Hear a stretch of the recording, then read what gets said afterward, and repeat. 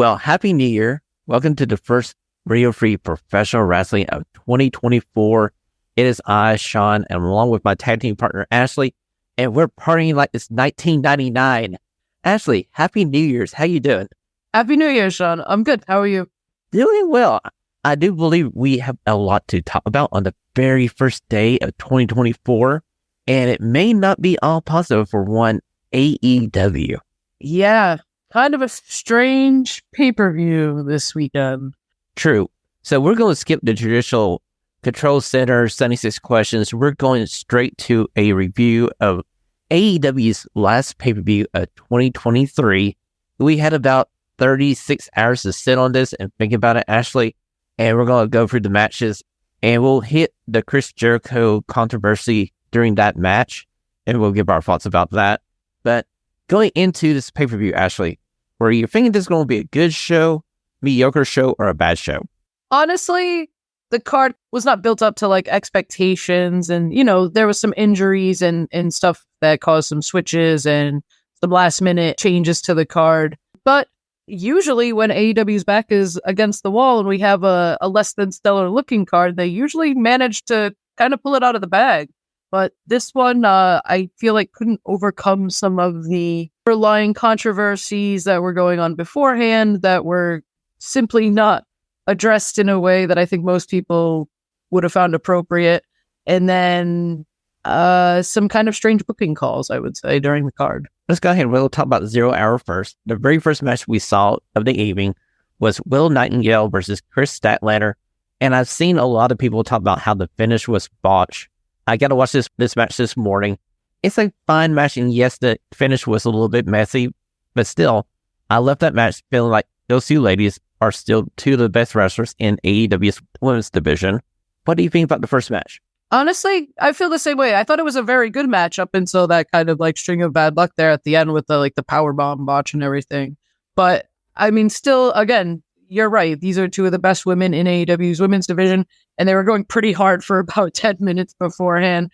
And again, unfortunate, but I can see them both coming back and bouncing back from that pretty easily.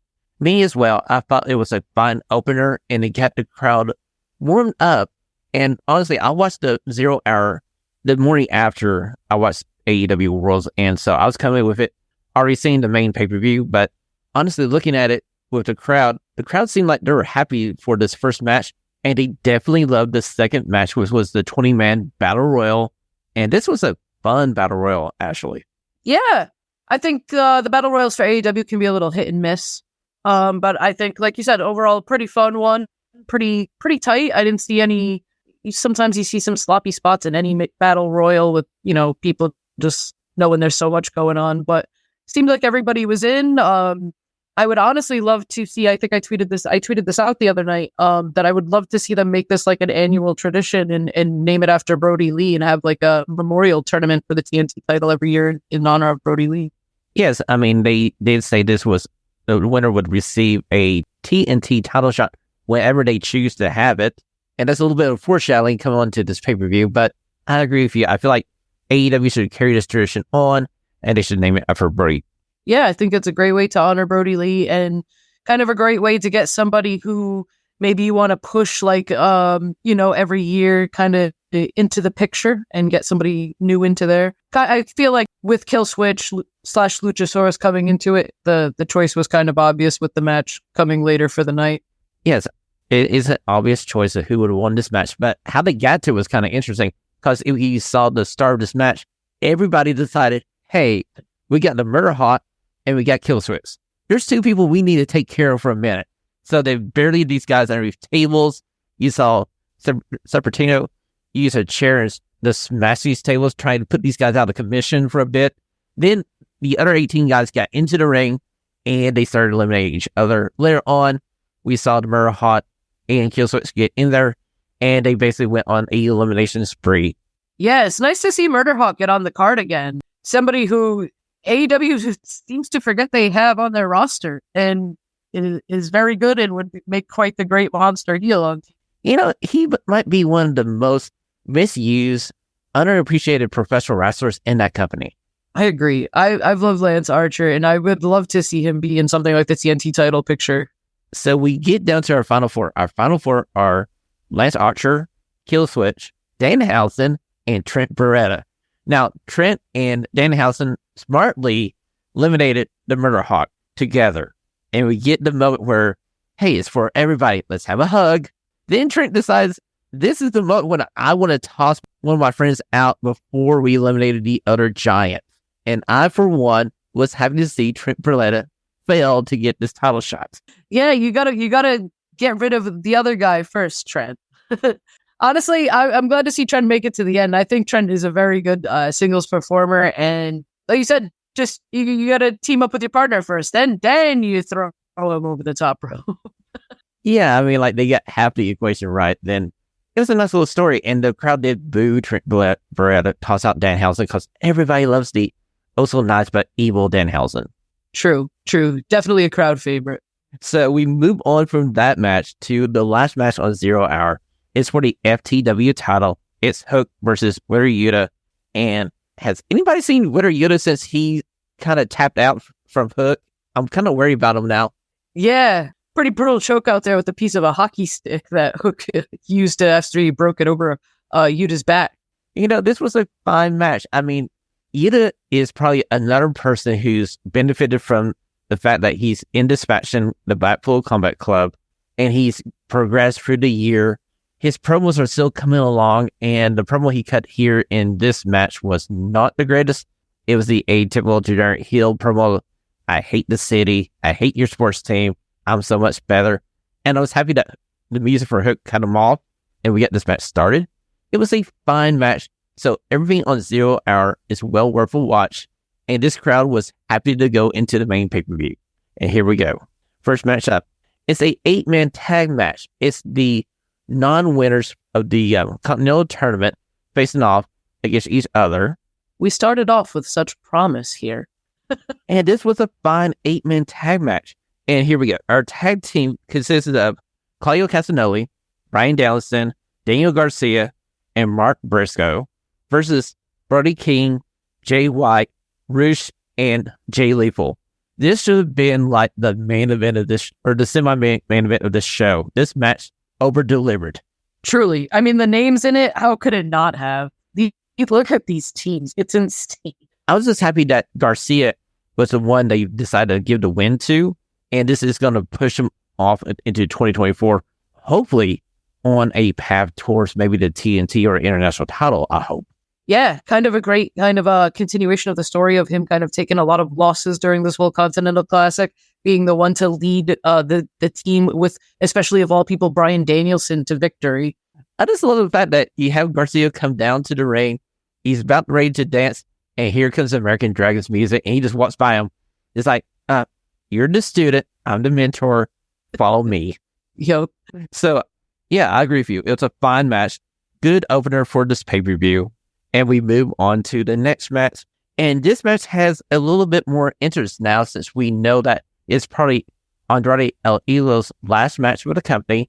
If you watch the media scrum, Tony Khan did confirm that he had talked with Andrade and was unable to come to a new contract. So at the time you guys are listening to this podcast, Andrade's a free agent. So he may be on Monday Night Raw tonight? Question mark? I could definitely see him returning. I think if given the chance, he would go back to work with his wife.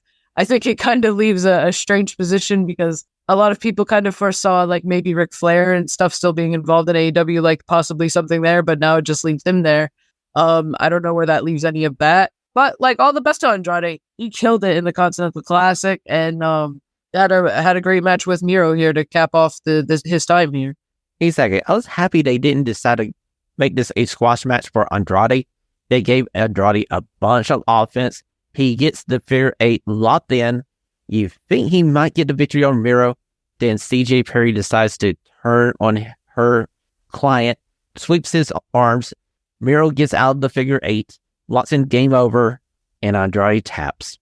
Yeah, I mean, believable enough ending. You have like possibly CJ and Miro reuniting now.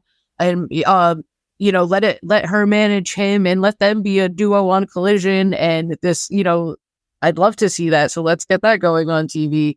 all the best to Andrade. Like I said, he killed it during this match, and he killed it in his time in AEW, and he's probably just going to go back to WWE and kill it there now. Well, I don't want to leave this match without saying I was so happy to see CJ Perry there in person after the week and a half that she had. If you haven't been following her on Instagram or Twitter, she had a infection that got really severe and she was in the hospital for a few days, and it was touch and go. But all the best to her and Miro going into 2024. Yeah, exactly. It's a scary infection to have. So I'm glad she seems to be doing better, and hopefully she can continue to heal up, and her and Miro can continue with this new direction on TV. Exactly, because as you watch the end of this match, it seems like they are bringing them together, which makes perfect sense now since Andrade won't be there in 2024 for AEW. So you kind of got CJ Perry now floating here with not a storyline to go with, and it just makes perfect sense. I feel like they're a power couple and they should be together. This kind of interesting feud they had going on for a minute. It was interesting, but still, I feel like a lot of fans would have been like, can we not just get them together because we know they're a couple? Yeah, I kind of felt like that should have been more of the conclusion when Miro was like more doubting himself and stuff, but they felt like they were going to try to pull it out and have CJ Perry like maybe grab a few different clients, but with the sudden change with this, maybe they've kind of doubled back here and decided to just pair him up with Miro. But I'm all for it. I want to see, like you said, them be a power couple on Collision or something here. So okay, so we're 2 matches into this card. So far, we're 2 for 2. So up next, it's the AEW Women's Title match. It's Timeless Toni Storm versus Rio. And I gotta think, Rio may not have been the perfect opponent for Toni Storm in this match. Toni wins this match, and she wins it clean.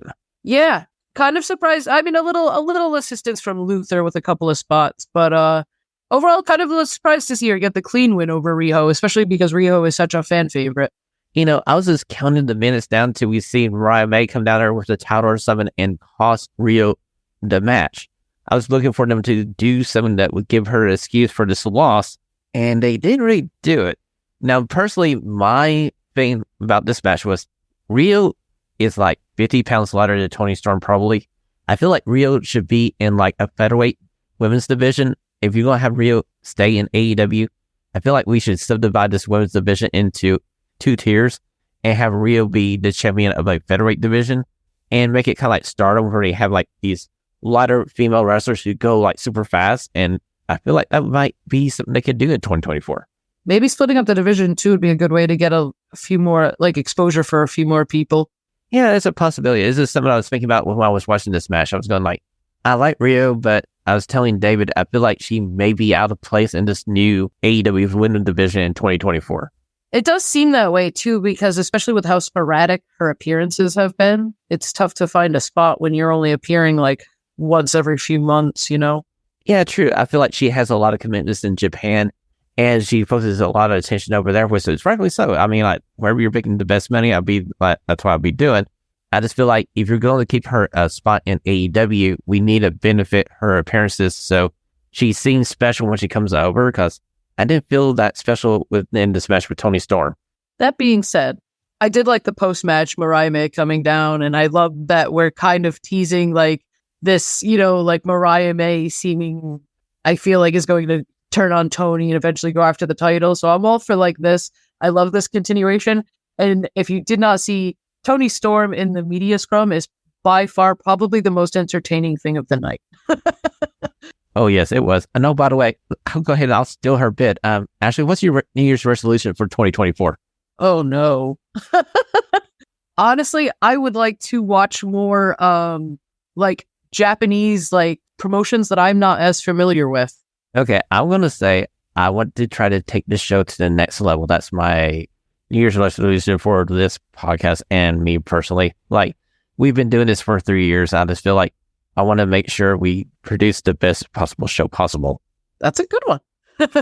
She was like, before I answer any questions from you, tell me your New Year's resolution. And she just put all the interviewers on the spot. And I thought that was kind of funny. Okay, so we're 3 for 3 good matches here. Then we get to the unfortunate replacement of Keith Lee with Dustin Rhodes as he's facing his first win as Keith Lee was not medically cleared to be in his match against First One. This announcement came about an hour before the show started, and apparently Keith Lee has been dealing with an injury since 2022, and it flared up in the wrong time here. Yeah, I heard it had kind of re-aggravated during his match with Shane Taylor at the last Ring of Honor pay-per-view. I feel like there may be a little more to this than what we've heard. I don't know how much is supposed to be storyline. I feel like Swerve was a little more angry than kind of necessary. He seemed like very truly angry at the scrum about the replacement and like talking about having his time wasted and stuff like that. So I'm just hoping everything's good. I'm hoping that there's not much more than hopefully Keith Lee just not hopefully being injured, but like just dealing with it and, thankfully taking the time off to heal up. True. I feel like what Sterling said was probably more in character. I feel like he's projecting this character that he's going towards the titles now, which he should be, because, he's the hottest thing in AEW right now. Okay, so in this match with Dustin Rhodes, Dustin comes out. Before the match starts, Strickland crushes his ankle with a center block, and I feel like this should have been the end of the match right there, but they go on for another 10 minutes. Dustin disobeys the medical staff. He rolls in the ring like a valiant babyface, and Strickland just takes out all his frustrations on one Dustin Rhodes. Yeah, this is one of those like weird booking decisions I was kind of mentioning. You have this big spot where Swerve seemingly stomps on the ankle. From like the second rope down to the floor on a cinder block. I feel like it should have ended after that spot, or at the very least, if Dustin came in, it should have been just kind of a Swerve squash from that point. I get it's Dustin Rhodes, but it's a tough call, and I think it could have been like a very intriguing thing to have him just absolutely run over Dustin Rhodes. Exactly. I feel like this loss would not hurt Dustin any bit, even if he didn't get any offense in. Because honestly, after that spot, he shouldn't get any offense in. Yeah, no, that was my feeling too. Especially, like I said, to be having him do like some like kind of like big spots where he's jumping around and stuff a few minutes later is kind of insane. Like that spot should have ended the night, or at least ended his ability to stand for the night. Okay, so this was the first miss of this pay-per-view, and we roll into our second 8-man tag match. Now, this is the 8-man tag match that had Chris Jericho, Sammy Guevara, Sting, and Darby Allin facing off against the heel team of Takeshita, Powerhouse Hobbs, Ricky Starks, and Big Bill. So going into this match, there was a cloud over this match as you watch Chris Jericho walk down to the ring. Everybody's singing Judas. At the end of Judas, there's a loud audio boo. Earlier in the day, there was a report that Chris Jericho may have sexually harassed one Kylie Ray. It was a Nick Houseman report on his podcast. Kylie Ray kind of gave a heart emoji on Twitter where Nick Houseman made a tweet about it. And this hung over this match like a lead balloon. You know what I mean, Ashlee? Yeah, it was absolutely palpable from the minute he came out. And with whatever these allegations are, at the very least, you take him off this pay-per-view. It sucks for some of the other people who kind of just get caught up as like collateral. Like whether you trim it down to a 6-man tag match and somebody gets booted off the other side, or even just cut it down to a tag match. Maybe you just cut it down to Ricky and Big Bill versus Sting and Darby or something, just to remove the Don Callis factor from any of it all for right now. I don't know why the call wasn't made to take him off this pay-per-view.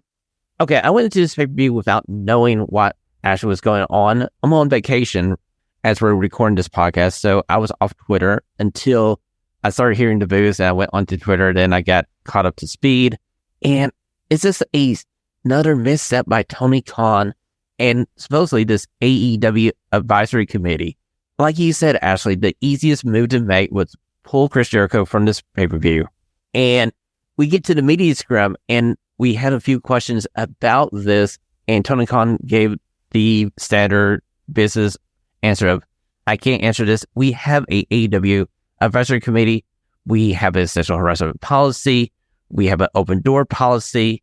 And that was his standard line for the media scrum. Yeah. kind of not what you want to hear. You want to hear at least something a little more proactive.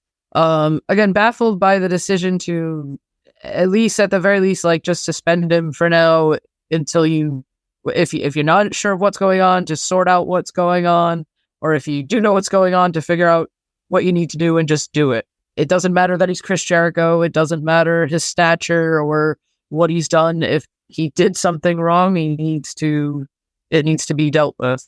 They suspended Jack Perry for his altercation with CM Punk, and we haven't seen Jack Perry since July. Exactly. I'm like, Tony, why don't you go over to Chris and go like, hey, this is going on today. This is going to affect this pay-per-view. This crowd is going to eat you alive, which it almost did. We're going to take you off this and just let you get your money. As you sit at home, we'll go for an investigation. I'm going to announce that, hey, we're doing an investigation on this issue. It gives you a more proactive Tony Khan, somebody in control of this company.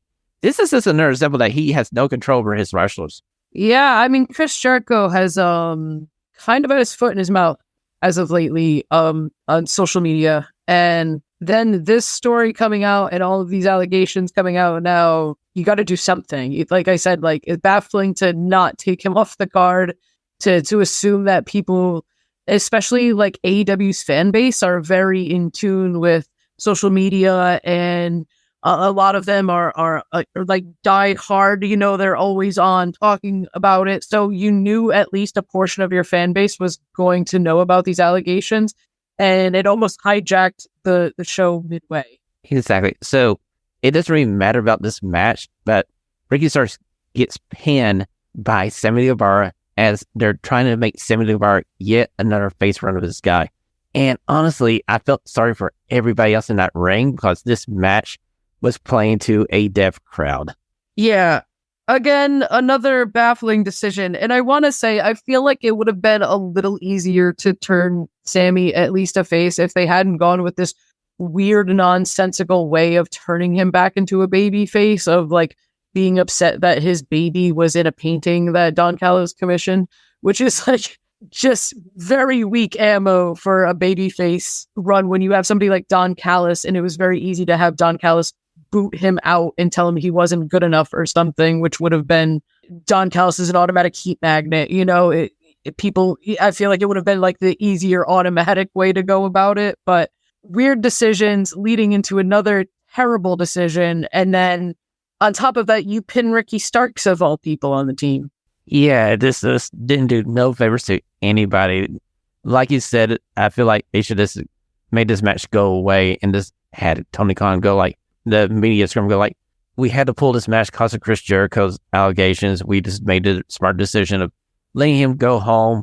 We're going to figure out what's going on, and we'll go from there when we cross that bridge. Yeah. Either that, or like I said, cut out that factor completely. If you want to keep a match on the card, just cut it down to Big Bill and Ricky Starks versus Darby Allin and Sting for the tag titles or something. I mean, like, that would give that crowd something to cheer about. I mean, they would love to see Sting and Darby Allin challenge for the AEW tag titles. I mean, that would have been the logical choice. Right. Instead of trying to push something that, like I said, like, your fan base is too in tune with what's going on social media for you to not be aware of that. Very true. So up next is the TBS title match. It's Julia Hart versus Abaddon. And thank God this match was on the card because this crowd finally got something to cheer about. And these two ladies got this show back on the road. Yeah, it felt like finally some investment from the crowd after kind of a lackluster middle run there that pay-per-view. So we see Abaddon and Julia Hart have a good match. Sky Blue comes down, causes a little bit of interference, and Julia Hart gets the victory. And we're continuing the storyline where Julia Hart and Sky Blue are working together, and Abaddon had one hell of a showing, and I hope we see more of her in 2024. Yeah, it was nice to see her be used beyond Halloween. It was nice to see her and Julia Hart on a pay-per-view and having two women's matches on the main pay-per-view. Yeah, and I would say like two like very different style women's matches along with the third, the match with Willow and Stat. Kind of gave you a little bit of everything for the women's division. True. And in the media scrum inside the Julia Hart segment, she was talking about if you asked her at the beginning of the year if she would have been TBS champion at this pay-per-view defending against Abaddon, she would tell you you were crazy. I'm just happy for this evolution in Julia Hart. And now we're getting somebody else to try and push new, who is Abaddon. And I feel like Abaddon's just money waiting to happen. Yeah, I'd love to see what, like, her kind of get a continued push. Maybe if you ever tag up with like somebody like Thunder Rosa again, that would be pretty cool. And Tony Khan did kind of hint that maybe in 2024 there might be AEW Women Tag Team titles? Question mark. Better stop teasing them. It needs to happen, Tony. Tony, this needs to happen. Ashlee, we are leaving the TBS Women's title match. We're back on course. The crowd's back into it. And we head to the TNT title match. Christian Cage versus Adam Copeland. No DQ. And what a freaking match this was. Yeah, kind of not unexpected with the two talents involved, but everybody played their part in this one. You had Nick Wayne, Mama Wayne, and even Killswitch kind of coming in with his part at the end. But crazy match, and a "We Want Fire" chant that actually paid off. I was like looking at this crowd going like, don't you know that you just got this match started and you're chanting "We Want Fire"? I'm like, oh wait a minute. It's Long Island. This is like New York City. Yeah, they want fire. And you know what? They set the spot up. It's Nick Wayne. He's laying the table with Christian. Christian gets back into the ring, and it looks like it's going to be a spear being missed by Christian to hit Nick into the table, and it doesn't go that way. So here comes Adam Copeland. He's not happy with one bottle of lighter fluid. No. He douses this table. This table is going to go on fire now for sure. Yeah, he kept pouring it on and kept pouring it on. Lights it up, and then powerbomb Nick Wayne in front of Mama Wayne. Not so much through the table. It didn't break. It kind of fell over, but it did enough to light Nick Wayne's ass on fire for sure. I'll give credit to Nick for taking this bump. It didn't go exactly as planned. And this table had a mind of its own. It was like, I'm not selling anything. You can light me on fire. I'm not breaking for nobody. I am the table. So Nick Wayne's taking care of. Adam Copeland gets back in the ring, and he nails Christian Cage with a kill switch. 1, 2, 3. We have a brand new champion. And the rated R superstar, Adam Copeland. And he celebrates. And like any horror movie you ever seen, Killswitch just stands right behind him like he's Freddy Krueger or Michael Myers. And here comes the murking of Adam Copeland. Yeah, seemingly to cash in right away. But before he can, Christian inserts himself and demands to be given the contract. Exactly. We think Killswitch is going to claim this contract for himself. Then Christian runs over like he just found a $1,000 bill lying in the street and he wants to claim it. And he's like, no, I saw this. This is mine. Killswitch, let me have the title shot. And Killswitch kind of hands it over to him. He exits stage right.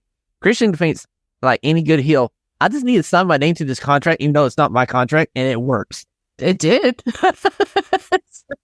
I mean, fair point. It did. And it's interesting because we saw the kill switch with Adam Copeland pinning Christian Cage. Christian Cage uses a spear and 1, 2, 3, a two-time TNT champion and Father of the Year, Christian Cage. Yeah. Overall, what, like, if not the match of the night for some people, it's definitely, I would say, like, top 2. And you know what? It leads to a third and final chapter of this rivalry between Adam Copeland and Christian Cage. And hopefully in 2024, we finally spin back around where these guys are together as a tag team. We get that final tag team run that everybody wants. But I can't wait to the last chapter of this feud right now because it's been one fun ride. And honestly, I was kind of disappointed that Copeland got the victory. I was kind of like, no, Christian should keep this title because he's damn good. And thank you for that title shot there. Yes, please. Thank you. I'm gonna say I was definitely wrong. I didn't know how I was gonna feel about Copeland coming in and stuff like that, but I've definitely enjoyed this run. Okay, so this was probably the biggest hit so far on this pay-per-view until the very next match. It's Eddie Kingston versus Jon Moxley for the AEW Triple Crown title, the end of the Continental Tournament, and they gave us one hell of a match to send this Continental title tournament off for 2023. Ashlee, did you enjoy this match? I loved this match. How can you not? Jon Moxley is an absolute ace. I've never respected a wrestler, I think, more than I respect Jon Moxley.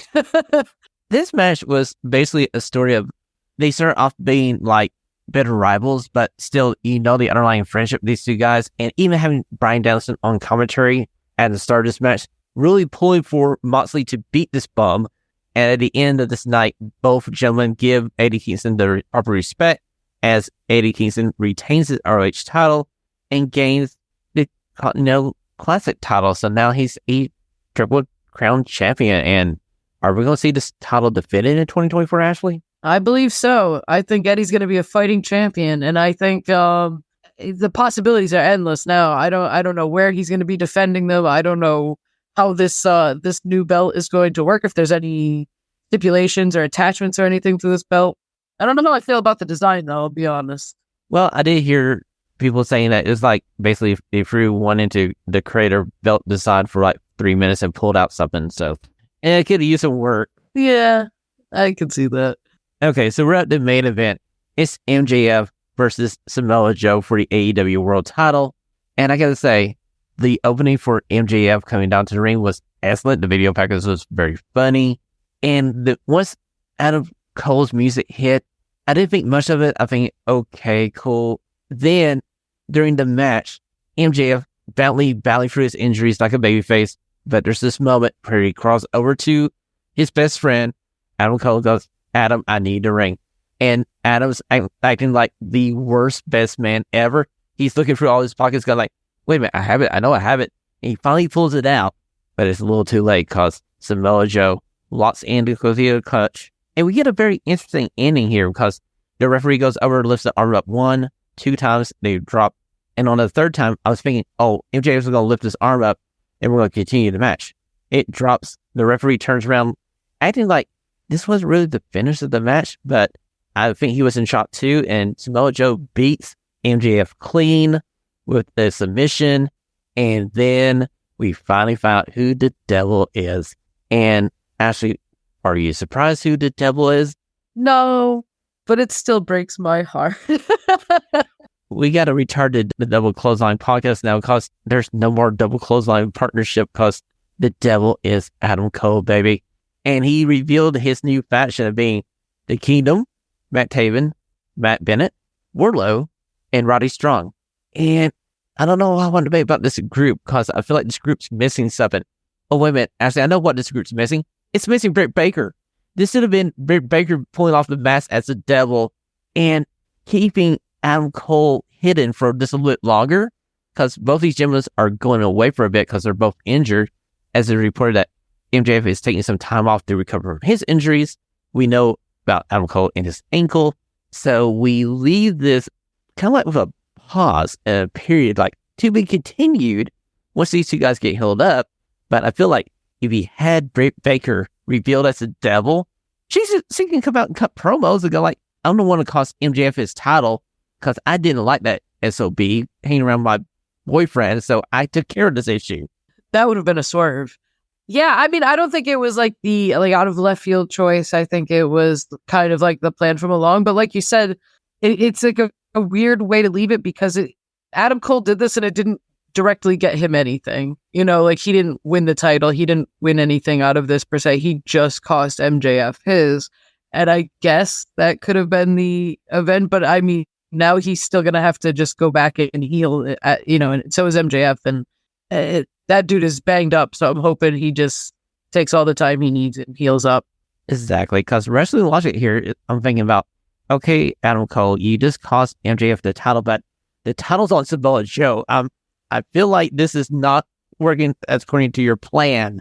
Right. I mean, like, is your plan to like now take on Samoa Joe? I don't know which one is worse, you know? Well, I'll tell you, Ashlee, I would rather take on a bang up MJF than a healthy 50% Samoa Joe because dude is a tank. Yeah, and another dude that like I loved watching him on the Scrum too. Watching him talk, and definitely going to be a new era with MJF with Samoa Joe as the champion going into 2024. I mean, it opens up a lot of new possibilities of who you can have challenge for this title. And oh, by the way, you might want to check on eBay because Samoa Joe ain't gonna have nothing to do with that WWE title belt. Yeah, and he was already making throwing some names out there like Hangman and Swerve. So let's get one of those going. Exactly, because we get AEW Revolution in March. I feel like, hey, that's enough time to build for as a babyface, and we get this match going. Or hey, we can visit Heyman Adam Page versus Samoa Joe first. Either one, I'll take either one right now. Okay, so we're leaving this pay-per-view, and I asked a question on Radio Free PW Twitter account, and I simply said, after watching AEW Worlds End, was this worth your money, or did you have buyer's regret? And Ashlee, I asked you this question: which one do you think was the winner of the poll? Buyer's regret, I said on this one. And you would be correct, because 62% of those voted on Radio Free PW Twitter's account said they had buyer's regret. And I'm kind of with them, because I did make this as a last minute purchase, just because I was on vacation and I had time to watch it. Now I was like, especially the ending of that match where I was looking for something that's a little bit more, and just the way it ended so fastly and decisively with Samoa Joe winning. I'm happy with Samoa Joe being the champion, but that ending kind of fell flat to me. Yeah, I think especially in New York, the big hometown crowd for MJF, not the ending they were expecting. So definitely the crowd was flat for the ending as well. True. So this may not be AEW's best pay-per-view of the year. We may not list this on the Western Churchill Awards for 2024 in about 12 months. We'll have to wait and see. So we're going to end our review here, and we're going over to our top 5 matches of the year, Ashlee. And do you want me to start, or you want to go first? Okay, so I'm starting at my number 5 match of the year, and I'm going back to All In. It's Will Ospreay versus Kenny Omega. Some people love the New Japan Wrestle Kingdom match a little bit better, but this is Will Ospreay wrestling in front of his home crowd, defending his New Japan Pro Wrestling UK title against Omega, and he gets the victory. And I'm like, this is the summer of Ospreay, because he beat Jericho, he beat Okada. He's just adding victory after victory, and that led him to being my choice for. Actually, it wasn't my choice. I had to dance it. It led to David and you both naming him our male wrestler of the year. Nope, great choice. I actually, I'll be talking about that one in a little bit myself. So, okay, so what is your number 5 match of the year? All right, so my number 5 is actually probably one that most people wouldn't remember, but when it was announced, I was very excited because 2 of these guys are 2 of my favorite wrestlers, and it's from a February episode of Dynamite, and it was Bryan Danielson taking on Root. These guys went one-on-one leading up into Bryan Danielson's match at Revolution with MJF, and they had a hell of a match that I've gone back and watched about 2 or 3 times since then. Just hard-hitting, and just 2 of my favorite wrestlers going right now. You know, that's a great choice, and you're right. I kind of forgot about that match during that section of March and leading into Revolution. But anytime you get Root versus the Dragon, I mean, like, it's going to be one hell of a match anyway. Yeah, I just thought it was great. I just unbelievably hard hitting. Those 2 are just insane. But you led me right into my number 4 match of the year. I'm going to AEW Revolution. It's for the AEW World Title. It's the Iron Man match, MJF versus the American Dragon, Bryan Danielson. And coming into this match, I was thinking, there's no way that MJF can last an hour with the American Dragon. The Dragon's going to drag him into the deep water, and he's going to make him submit over and over and over. And to my shock and my surprise, MJF wins, and he wins with the Abel lock after hitting the American Dragon with a part the signature, but he gets a submission victory in the final seconds to go 4-3 and retain his title. I see we're going to have some overlap on this list. So what is your number 4 match of the year? All right. So number 4, I went with probably the most controversial match from Full Gear. Okay, I loved it. Hangman Adam Page taking on Swerve in their Texas Death Match. Just a fantastic storyline. Personal, just brutal rivalry that came to a head at Full Gear. And I love the kind of feat we've had since then that we're not done quite yet with them. I can't wait to see them go at it again, and just insane what the spectacle they put on at Full Gear. That's a great choice. I can see why you selected this match. I was okay with this match. I just didn't love the ending to this match because I felt like Hangman should have had this victory. Maybe it's just me being a Southern traditional professional wrestling fan where the good guys should win the match after the heel goes into his house and leans over to his son's crib and threatens the kid. I feel like Hangman and Page should have had the victory there, but we're just splitting hairs. It was a great match.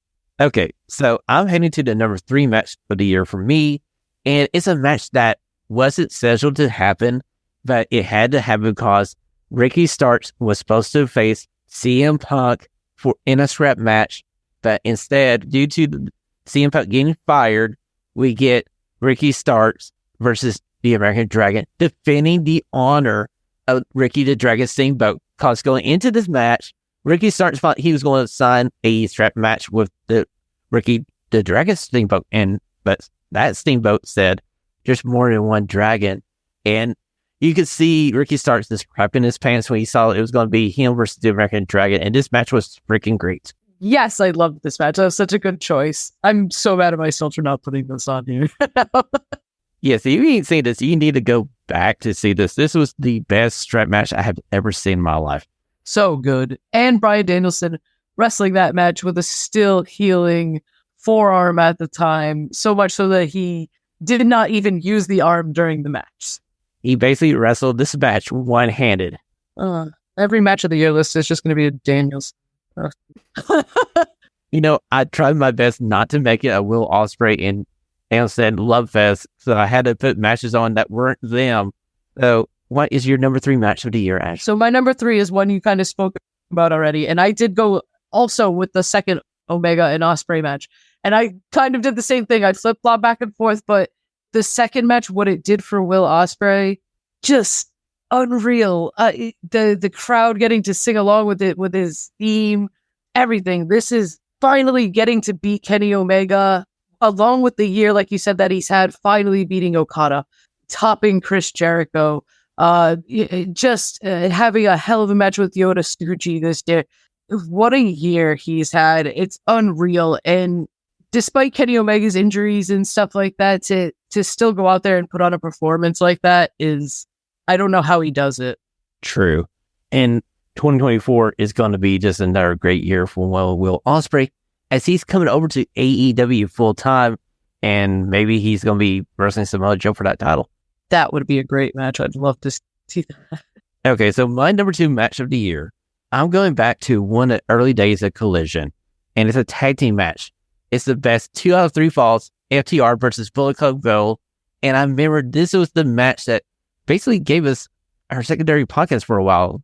And Ashley, I'm talking about Bullet Club Gold versus FTR, the 2 out of 3 falls match for the AEW tag team titles.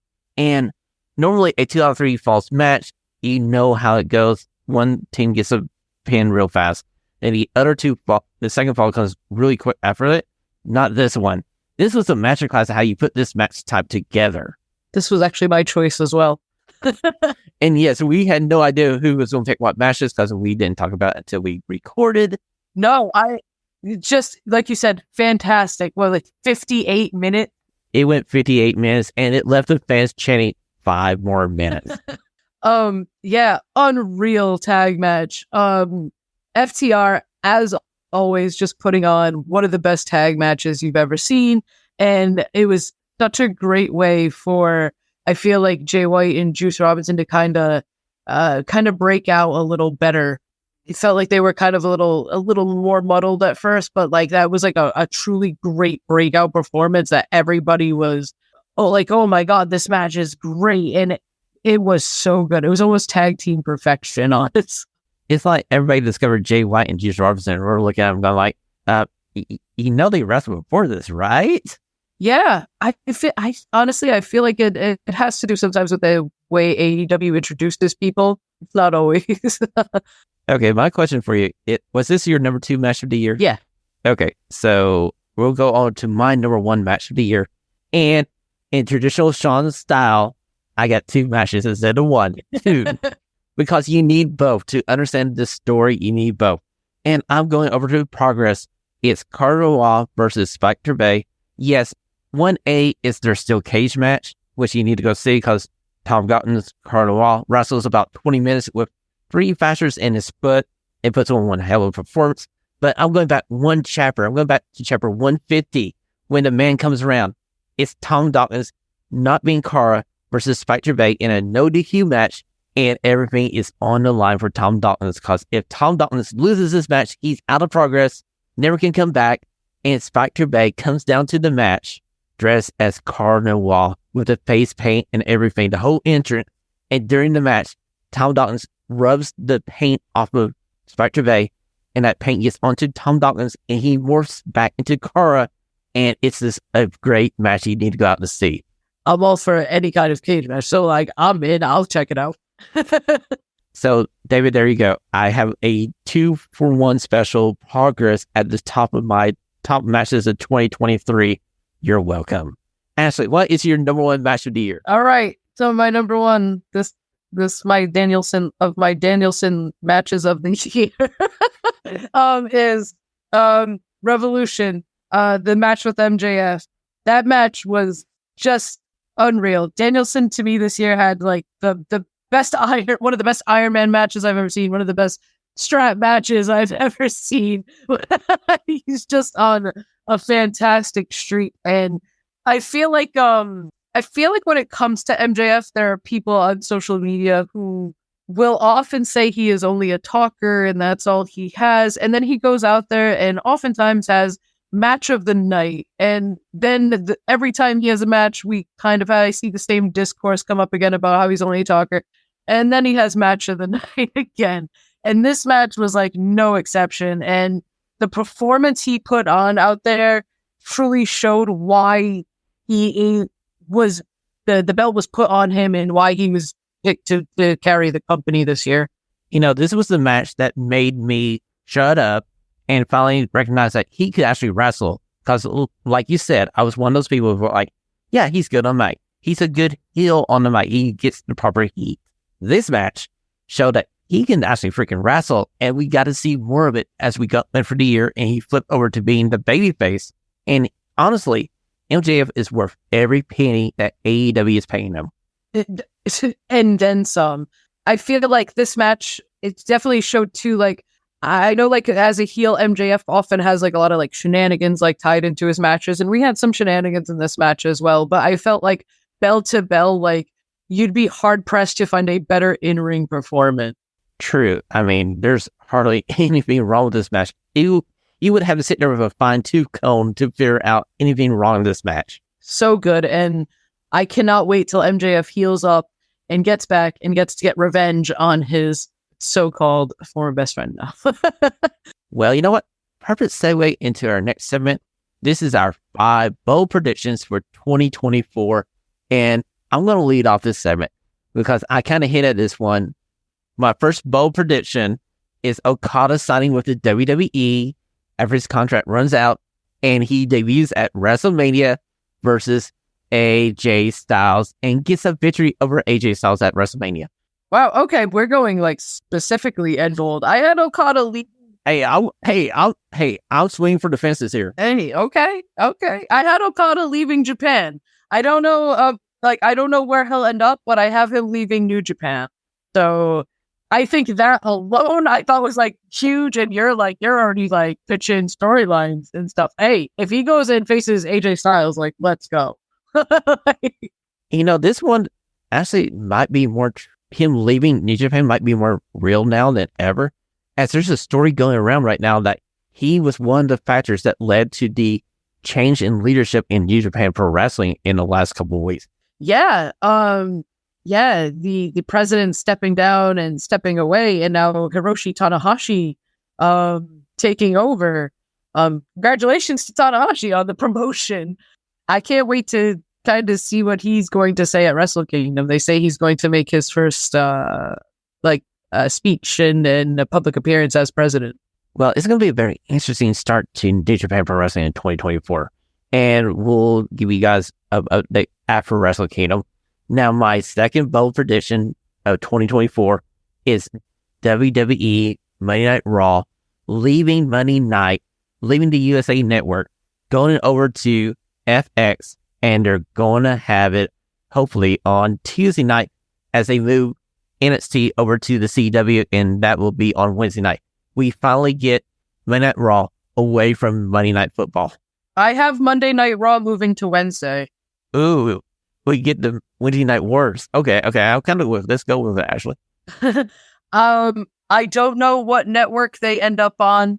I didn't factor that into it, but like you said, that they're obviously leaving the USA, or at least are very interested in leaving USA. I'm not sure how far along they are in talks with anybody, but I have going to Wednesday. Like you said, they're going to pick a night where they're not going to compete with certain sports. So you don't want to pick Monday or Thursday because you got NFL on both of those nights during the NFL season.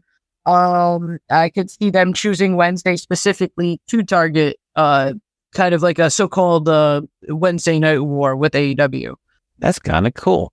And I would be down for that, to have a revisit of a war between two promotions, because I grew up during the Monday Night War. It was a great time to be a wrestling fan, and we have a repeat of that. That'd be awesome. Now, my number 3 prediction of 2024 is Swerve Strickland leaving the year as the AEW World Champion. That was my second one. Yep. What that guy has done to get over, he is the hottest act going right now in AEW, and it needs to be rewarded sooner rather than later. Okay, if he doesn't become AEW champion inside the next 365 days, Tony Khan should be put on charges for malpractice. Absolutely. The passion he kind of spoke with at the press scrum, and just what he's done, his in-ring showcases have been outstanding. It's definitely understandable why everybody is behind him, and there's some matches I want to see him maybe kind of revisit before he wins the title. So maybe give it a couple more months, but definitely by the end of the year, I want to see him have a nice long reign with that belt.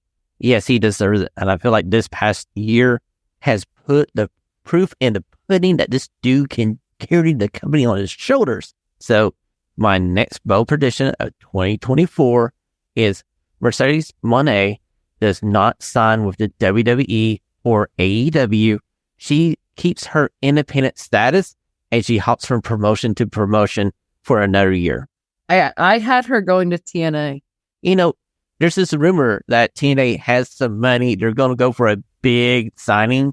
And yes, she would be a big signing for that company. And her former tag team partner is in that company. So I could see that as a possibility. And that still can work within my prediction as she signs a short-term contract and she keeps hopping around promotion to promotion. That could be true too. I mean, a lot, especially places like Impact, are obviously no strangers to having people kind of come in and have one-off matches or just a few appearances, and their talents going off and having appearances elsewhere. So I mean, I could see it, but I definitely think Trinity being there could factor in, and Impact even I would say in the darker years has always had a reliable women's division. So there's no shortage of talent in that women's division, and a bunch of new opponents that she could take on there. Okay. So my 5th bold prediction of 2024 is WB re-upping with AEW and putting the whole collection of AEW onto Max as their streaming service. That's going to be my last bold prediction of 2024. It may not be the bold prediction, but it seems like the smartest move, because I feel like WWE is going to re-up and they're going to double down on their best producing TV show ratings on Wednesday night. I actually had them adding another show. Ashlee. I know. Believe me, I am nervous about it as well. Like you said, WB is cashing in on this, and they, despite there's always talks about ratings or whatever, but WB doesn't seem displeased with anything. And in fact, they've talked about possibly investing more. I could see them adding another show. I'm hoping we just go with something like that, like a streaming service or something gets announced. I don't know if AEW could really take on booking another show right now. Well, if this is another show, I hope to God Tony Khan finally decides, hey, I'm going to start divvying up these booking decisions. Daniel Bryan Danielson, you have Collision. Sunday John, you have Rampage. And lighten this load up for Tony Khan, because this dude does not need another hour of TV to program. That's what I'm saying, especially now. It's Collision to me is like my can't miss show of the week. I feel like the booking on there is very solid, and that at other times it struggles with the other shows. It's kind of hit and miss, and if we had to stretch out thinner, I think it could be a struggle. Well, that has been your 5 bold predictions here on Radio Free Professional Wrestling for 2024. We'll have to record these and see how this comes out in 365 days. Ashlee, before we go, where can we find you on the Super Information Super Highway? I'm on Twitter. It's at groovy_ash_. And ladies and gentlemen, you can always follow this show on Twitter at Radio Free PW, also on Instagram and TikTok underneath the same Radio Free PW banner. Or you can go to www.radiofreepw.com to catch up on the last episode of Radio Free Professional Wrestling. Thank you for making 2023 one of the best years for Radio Free Professional Wrestling. Ashlee, thank you for coming on, being my new co-host, taking over the reins from David. We have been so excited to have you along for the ride. And welcome to 2024 and the best year of Radio Free Professional Wrestling yet to be. Well, thank you so much for having me on. This has truly been really fun. And until we see you next week on Radio Free Professional Wrestling, remember, this is our groovy and stunning era. Guns freaking up. Guns up. Christina here. On behalf of the guys, thanks for listening. Like the show? Do us a favor and share it with a friend. Have a stunning question? Email it to the show at radiofreeprowrestling@gmail.com. Until next time, this has been Radio Free Pro Wrestling. Stay stunningly.